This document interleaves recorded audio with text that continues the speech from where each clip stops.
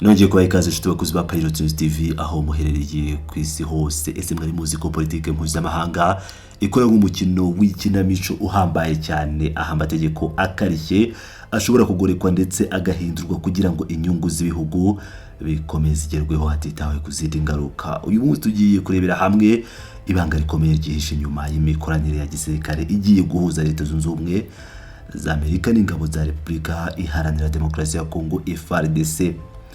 Uti bizagenda bite kugira ngo Amerika itoze igisirikare cya Kongo nyamara amategeko y'abanyamerika abuza byimaze yo gukorana n'ingabo zikoresha abana cyangwa zikorana imitwe yitwaje intwaro? Ese kubera iki umutwe wa FDLR wakuwe ku rutonde rw'imitwe y'iterabwoba muri Amerika mu buryo butunguranye? Ikaze muri aya makuru arambuye aho tugiye gucukumbura ufatanye ingaruka zabwo ndetse no kuri kwisha nyuma y'ikinamico ya politike mpuzamahanga. Mbere yuko twinjira mu isesengura ryimbitse, kandi subscribe niba utarabikora, dutangira inkuru yacu y'uyu munsi.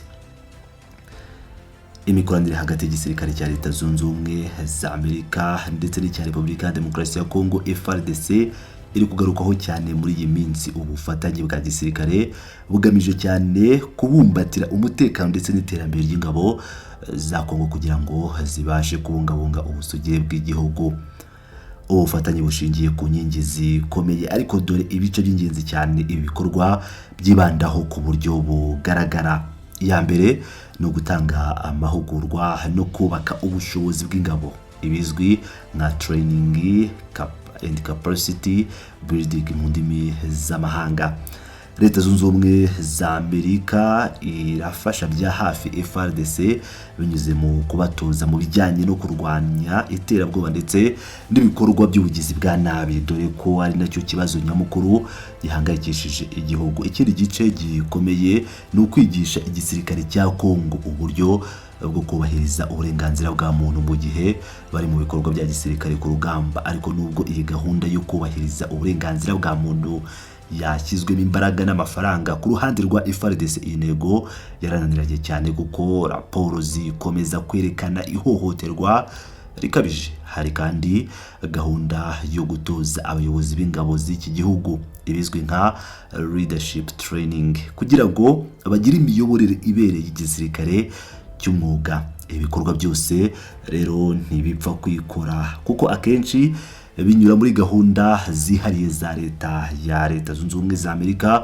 binyuze mu ishami ry'igisirikare cya Amerika rishinzwe umugabane wa Afurika rizwi nka US Africa Command. Urugamba rwo kurwanya imitwe yitwaje intwaro n'ubufatanye muri MONUSCO.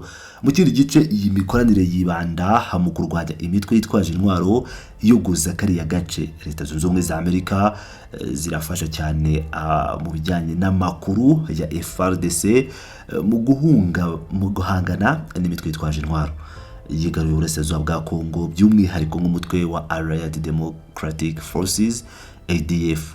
Uyu ni umutwe ukomoka mu gihugu cya Uganda, ariko maze imyaka myinshi ukoza hagati mu nozi mu baturage ba Kongo. Leta Zunze Ubumwe za Amerika kandi zirashyigikira Kongo mu guhangana n'indi mitwe yose yitwaje intwaro ikorera mu burasirazuba bw'igihugu. Iyi nkunga ya USA ihabwa FARDC akenshi ishobora kuba inyuze mu gutanga no gusangira amakuru y'ubutasi, ibizwi nka intelligence sharing mu ndimi z'amahanga, kugira ngo bamenye aho umwanzi aherereye neza ndetse no kubaha ibikoresho bya gisirikare ariko bidahitana abantu, nko gufasha mu by'itumanaho n'ubwikorezi. Usibye kandi hari ubufatanye bufatika mu bikorwa byo kubungabunga amahoro, aho Leta Zunze Ubumwe za Amerika zifasha FARDC mu gukorana n'inzego mpuzamahanga ziri mu gihugu nka United Nations Organization Stabilization Mission in Democratic Republic of the Congo, ariyo MONUSCO. Intego nyamukuru y'uyu mubano ni ukugarura amahoro arambye mu burasirazuba bwa Kongo no kurinda abasivili bagirwaho ingaruka zikomeye n'intambara, nubwo bigaragara neza ko kugeza amagingo ya iri ntego ntiyagezweho habe namba. Kugira ngo uru rwego rwiyubake, haranategurwa imyitozo ihuriweho Joint exercises mu ndimi z'amahanga. Hari imyitozo ya gisirikare ihuriweho hagati y'ingabo za USA n'iza FARDC igamije kongerera ubushobozi igisirikare cya Congo mu bikorwa byo ku rugamba no kwimakaza imikoranire n'ubufatanye bwihuse. Nubwo hari ubufatanye bukomeye bungana gutya, hari n'ibibazo byinshi bituma intambwe idaterwa. Hari impungenge zikomeye ku myitwarire y'abasirikare bamwe ba FARDC by'umwihariko ku burenganzira bwa muntu. Hari politike z'imbere muri Congo usanga kenshi zivangavanga na gisirikare bigashobora kudindiza ubu bufatanye.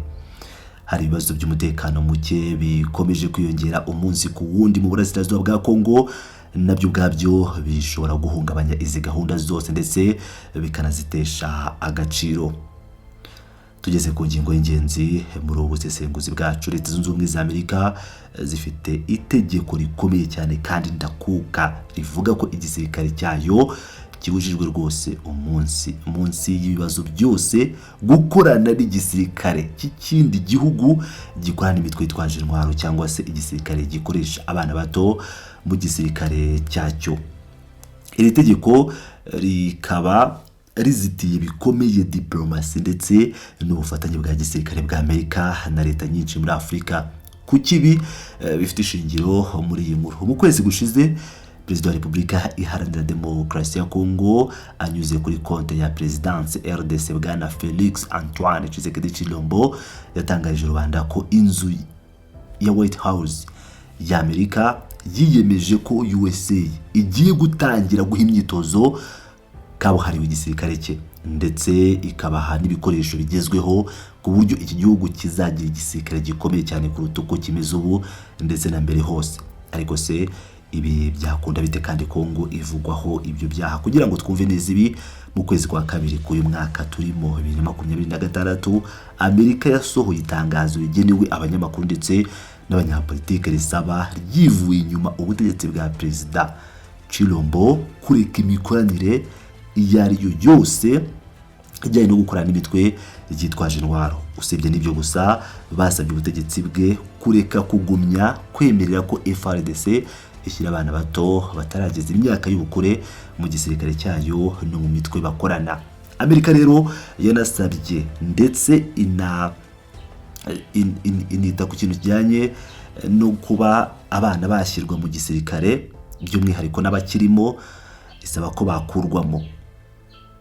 Rero iki gisirikare n'iyo mitwe bagomba gusubizwa mu buzima busanzwe bidatinze kugira ngo nabo bagire ejo hazaza heza. Ibi byose babisabye ubutegetsi bwa Tshilombo ako kanya nyuma y'uko ishami ry'igisirikare cya Amerika gishinzwe umugabane wa Afurika rizwi nka AFRICOM ryari ryohereje intumwa zaryo i Kinshasa mu murwa mukuru ndetse bakagera n'i Bujumbura mu Burundi gukora isuzuma ku kibazo cy'umutekano.